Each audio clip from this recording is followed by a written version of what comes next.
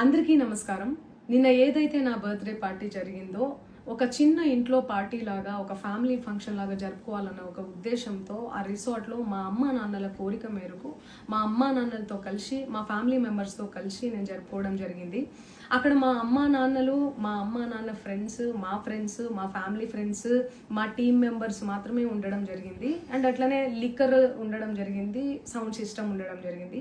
So sound సిస్టమ్కి లిక్కర్కి permission తీసుకోవాలని చెప్పి నాకు అస్సలు అవగాహన లేదు, ఐడియా కూడా లేదు. అది అనుకోకుండా సడన్గా ప్లాన్ చేసుకొని వెళ్ళిపోవడం జరిగింది అక్కడ.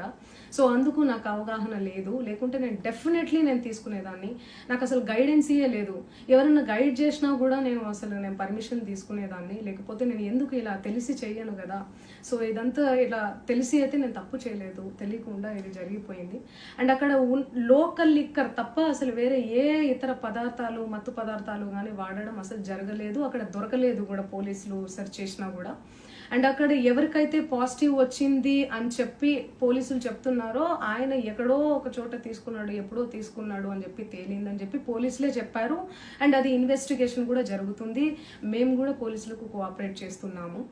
అండ్ నేను ఎందుకు ఇలా చేస్తాను, అసలు నాకు తెలిసి ఎందుకు చేస్తాను, మా అమ్మా నాన్నలతో దట్టు మా అమ్మా నాన్నలు పెట్టుకొని ఇలాంటివి నేను ఎంకరేజ్ చేస్తానా, ఇలాంటివి చెప్పండి. అండ్ ఒక రోల్ మోడల్గా, ఒక ఇన్స్పిరేషనల్గా ఉండాలని అనుకుంటాను, కానీ నేను ఇలా ఎందుకు చేస్తాను. సో ప్లీజ్ దయచేసి మీడియా మిత్రులకు నా విన్నపం ఏంటంటే, ఆధారాలు లేని అభియోగాలు నా మీద అస్సలు మోపద్దు ప్లీజ్.